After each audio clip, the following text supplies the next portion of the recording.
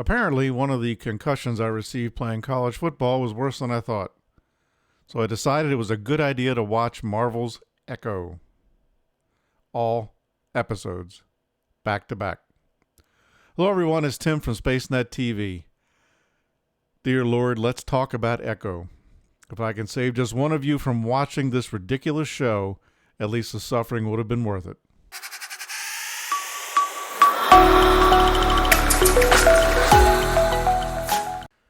Echo is a film what a stick figure is to a Michelangelo painting. It's a valiant effort, but I wouldn't exactly call it a work of art. Echo is simply an unmitigated disaster with few, if any, redeeming qualities. Wait, there aren't the full 8 episodes that were planned. That's got to be one in the win column. I have no acting experience. I was only involved in one school play in high school. That much was pretty obvious. You carried nothing but a stone expressionless face the entire series. Perhaps you might have considered taking an acting class or two, or at least watched a YouTube video or something. Everything we thought this show was going to be, it was, and worse. Echo is a spin-off that no one particularly wanted, from a show no one particularly watched, about a character no one particularly cares about. I can tell you that this production was indeed plagued by massive issues. Issues with the script, issues with the characters, issues with the actors, issue with the special effects, issues with the practical effects, and issues with the stunt coordinators. And in the end, what was originally delivered was a right rotten mess for all the reasons you probably expect.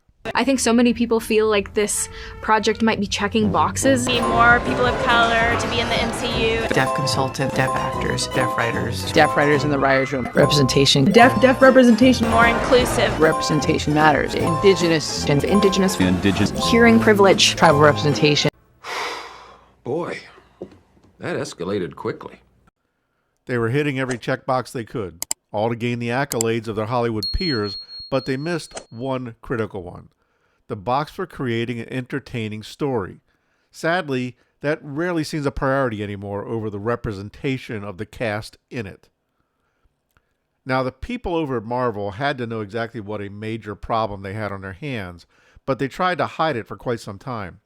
How do I know? Well, usually, if you were working in the corporate offices, you could get an opportunity to see a rough assembly or first cut of whatever productions were going on. Rough assemblies piece together a version of the final story or an episode or film from the raw footage. They usually don't have any effects works. There's no sound design. Music isn't added, but they do give you a good sense of the overall flow, pacing, the story itself, and how the actors are actually performing their jobs. Oddly, Echo footage never made the rounds. Marvel was keeping it very close to their vest. There are a few reasons why you may want to do that, valid reasons. You're trying to prevent plot leaks from getting out, an unusually tight film schedule or remote shooting, and some directors frankly just don't like them at all. Rough cuts are just that, rough. They can convey a poor first impression that can affect the rest of the production overall. It can really put a bad taste in the mouth of people who are maybe more junior executives and don't really understand what they're looking at. Principal photography on Echo started in late April 2023. Disney Plus series like Echo, then planned for an 8-episode arc, should have taken no longer than 4 to 6 weeks to film. But it just kept going and going, running well over schedule and budget. Principal shooting didn't wrap until late September 2023. That's 5, coming up on 6 months, over 20 weeks. Bear in mind that the actress, Alaqua Cox, came into the production pregnant. Let's see, she had her baby in October, I think mid-October. So she was over 3 months pregnant when filming began. In a 4 to 6 week schedule, that shouldn't really have presented a problem at all, but special care was necessary for any stunt work she was performing herself. But 5 months? She was very pregnant by the time filming finished. She was less body positive and more call the hospital, my water just broke. A171. I've sprouted another finger. Counting the one from yesterday, I'm up to 11. When Marvel was pressed as to what the hell was taking so long, we got a big lie. One I'm going to bet you probably can already guess. It was the pandemic. Yes, it was the pandemic that was causing all the delays. This was 2023, for crying out loud. Even by California standards, the pandemic was done. Why then, you ask? What was really causing the problem? It was the chaotic scheduling, the chaotic production, and massive reshoots. Rewrites and reshoots, rewrites and reshoots. So much of this story was being made up nearly on the fly. They would write a few pages, film it, decide they didn't like it, and do it again, repeatedly. It was a very chaotic production. Latter year Marvel and Lucasfilm, for that matter, have a very bad habit of writing their way through a film. In normal productions, this can happen from time to time as things evolve, but Marvel and Lucasfilm, they take it to an art form. This is an everyday occurrence. I attribute this mostly to the lack of experience in the writing room and in the production staff. A lot of them just have not got the experience of how to get a good story written and get it into production without tinkering with it along the way. Lastly, it was the story. It seemed to be ill-conceived, consistently evolving during the shooting, and lacking much of the cohesion with the Echo comic source material. This led to a lot of constant changing, and things that might change very far down the production days, weeks later, caused them to go back and have to refilm things that happened earlier in the production to get some continuity to match. Well, I'm an actor, so, I have to service the story that's put in front of me. I have to do my best to make the story written work. That just all takes time. 5 months of it. Sidney Freeland, Echo's director, thought that Echo's powers from the comics were lame. So she made a mostly unilateral decision that Echo should have a different set of powers. Kevin Feige agreed to it, but he's mostly a simp anyway. So off to make more script changes. So what exactly are Echo's powers now? Don't know. I have no idea. It would appear it's any bullshit the script called for with no rhyme or reason. Apparently she can draw on the powers of her indigenous ancestors. Not any ancestors, but only through her matriarchal line. The other girl bosses. So she can draw on all the powers of the women from her past, and the men can all just sod off because they're useless. Why do our ancestors have powers, and what are they? Don't know. Why didn't they use them when the Palefaces came to push them off their ancestral lands and into Oklahoma?